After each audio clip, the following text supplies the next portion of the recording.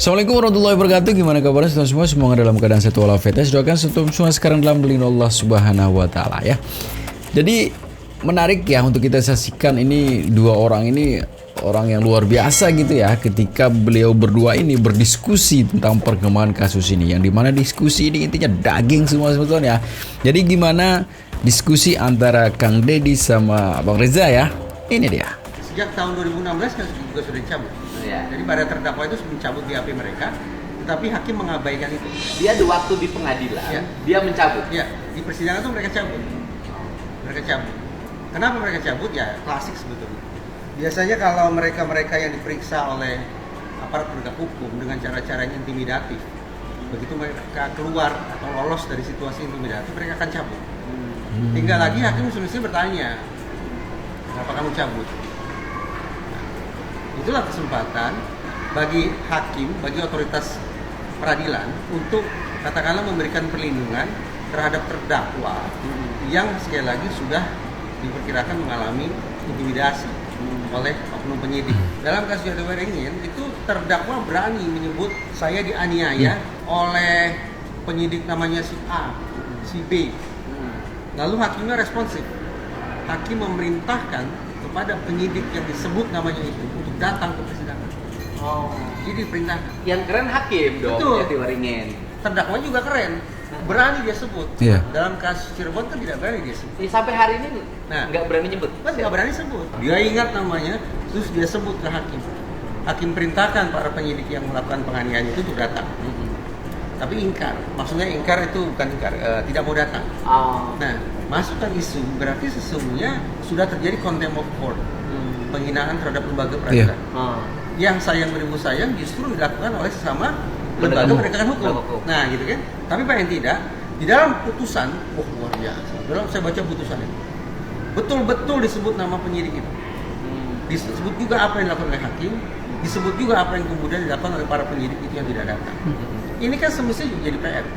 Jadi PR bagi ya kepolisian lah. Jadi sebut-sebut dalam putusan itu bahwa penyidikan sudah melakukan penganiayaan. Kembali ke pokok persoalan.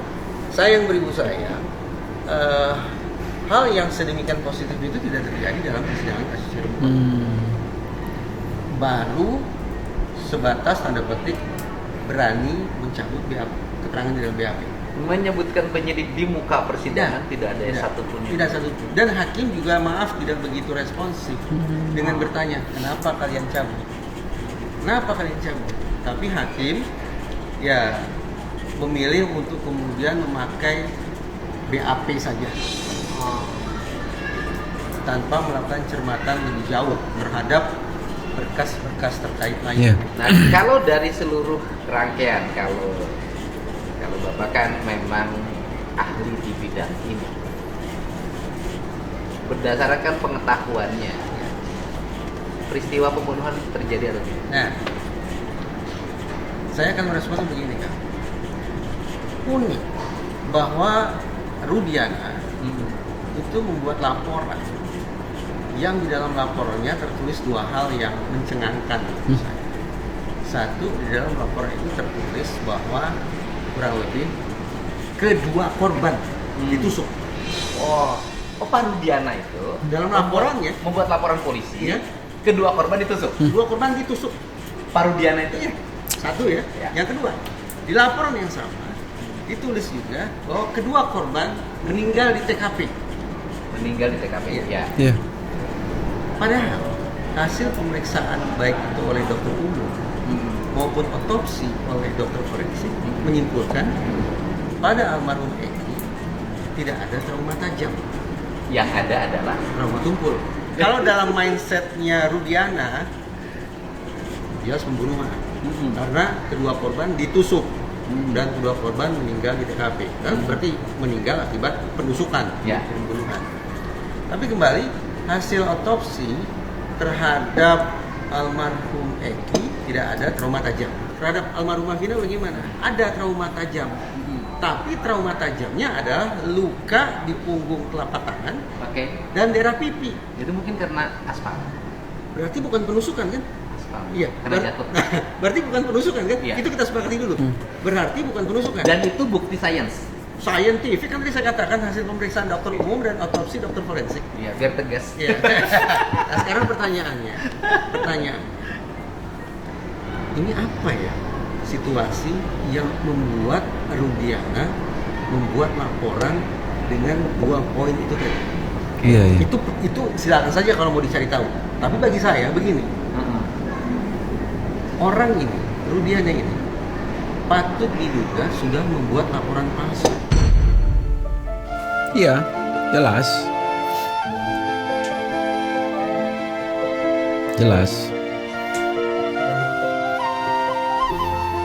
Jelas ya.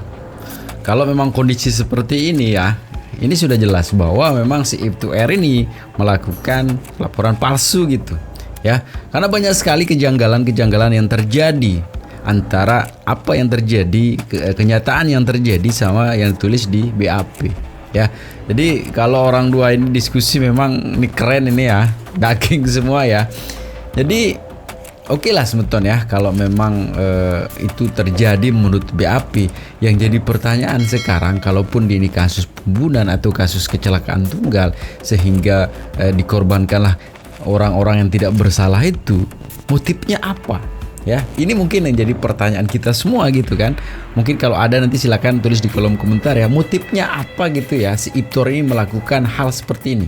Ataukah memang untuk kenaikan pangkat kah atau apa gitu, atau menutupi sesuatu yang lain gitu kan, kita tidak tahu gitu. Tapi yang jelas ini perlu kita pertanyakan juga dan perlu kita mencari tahu juga sebenarnya motifnya ini apa gitu ya. Mulai kita saksikan semeton ya, dan ini juga Bang Reza ya dalam satu diskusi di acara TV menyampaikan hal yang keren juga ya terkait dengan kasus ini. Jadi gimana video selengkapnya semeton? Ini dia. Ini mengindikasikan bahwa lagi-lagi terbenarkan hasil studi Conviction Integrity Unit bahwa penyidik yang ternyata secara sengaja menyembunyikan bukti-bukti yang sesungguhnya bisa meringankan terdakwa.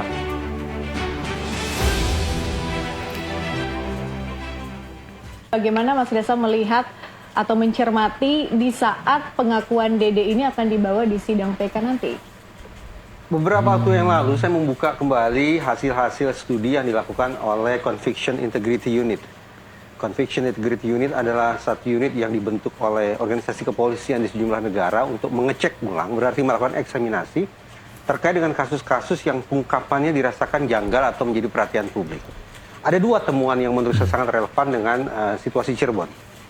Pertama bahwa pemidanaan yang ngawur, katakanlah begitu, mengkriminalisasi orang, terutama disebabkan karena 2 hal. Yang pertama adalah karena keterangan palsu. Dan ternyata dari hari ke hari tampaknya kita semakin teryakinkan bahwa kerja otoritas kepolisian baik itu di tingkat Polres maupun di tingkat Polda Jabar tampaknya memang terlalu mengandalkan pada keterangan yang notabene di kemudian hari, yaitu sekarang kita ketahui tampaknya itu merupakan keterangan palsu. Itu satu. Penyebab kedua terjadinya kriminalisasi adalah ketika penyidik sendiri yang secara sengaja menyembunyikan bukti-bukti yang sekiranya diungkap akan bisa meringankan nasib terdakwa atau tersangka. Nah, lagi-lagi izinkan saya untuk bertanya, mana itu hasil pemeriksaan DNA terhadap sperma? Mana itu sidik jari atau bercak darah yang ada di senjata yang dilaporkan oleh Ibtu Rudiana sebagai alat untuk menghabisi kedua korban? Mana itu bukti komunikasi elektronik yang ternyata diungkap oleh Edwin Partogi ada dalam berkas tapi tidak dilakukan cermatan secara seksama? Ini mengindikasikan bahwa lagi-lagi terbenarkan hasil studi Conviction Integrity Unit bahwa penyidik yang ternyata secara sengaja menyembunyikan bukti-bukti yang sesungguhnya bisa meringankan terdakwa. Itulah yang menjadi penyebab kedua yang utama kenapa terjadi kriminalisasi sampai kemudian mengirim orang yang tidak bersalah ke dalam bui. Kembali saya katakan, 2 hal ini sekiranya bisa diyakinkan oleh penasihat hukum para terpidana di ruang sidang, entah itu dalam proses PK atau mungkin PK-PK berikutnya, hitung-hitungan di atas kertas, kalau 2 hal ini berhasil mereka sajikan dan meyakinkan hakim, maka tidak tertutup kemungkinan nasib para terpidana akan berubah. Dari yang hari ini kita sebut mereka sebagai pelaku penganiayaan, pemerkosaan, dan pembunuhan, tapi nantinya mungkin akan berubah menjadi orang bebas merdeka yang tidak pernah melakukan perbuatan pidana sebagaimana yang didakwakan kepada mereka. Tapi apa arti kesaksian Dede ketika itu dibawa di sidang PK terpidana ini? Karena dia sudah pernah mengaku bahwa itu merupakan kesaksian palsu. Seberapa berarti sebetulnya kesaksiannya nanti saat dibawa di PK? Tadi saya katakan, kalau memang penasihat hukum berhasil meyakinkan hakim bahwa ternyata hukum atau kasus ini dibangun dengan konstruksi yang terlalu bertumpu pada keterangan, yang notabene merupakan keterangan palsu, maka sudah konstruksi kasus ini akan runtuh dengan sendirinya. Alhasil, no case, tidak ada persoalan pidana. Dan karena tidak ada persoalan pidana, maka bagaimana mungkin ada orang yang dicap sebagai terpidana? Demikian. Menarik sentuhan ya. Ini kalau orang-orang seperti beliau ini, Kang Deddy sama Bang Reza ini mungkin beda ya.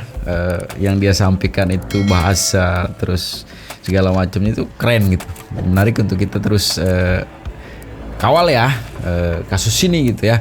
Kita akan terus di belakang Kang Deddy maupun Abang Reza ini untuk bagaimana keadilan itu akan ditegakkan di bumi Indonesia ini gitu ya. Tapi selalu saya pesan sebetulnya di akhir video untuk selalu jangan cepat termakan hoak ya, selalu jaga persatuan, kesatuan serta persaudaraan kita. Dan jangan nakal juga tuh ya, karena sedikit nakal bisa berakibat fatal. Segitu saja video sebetulnya tentang perkembangan kasus Vina. Assalamualaikum warahmatullahi wabarakatuh.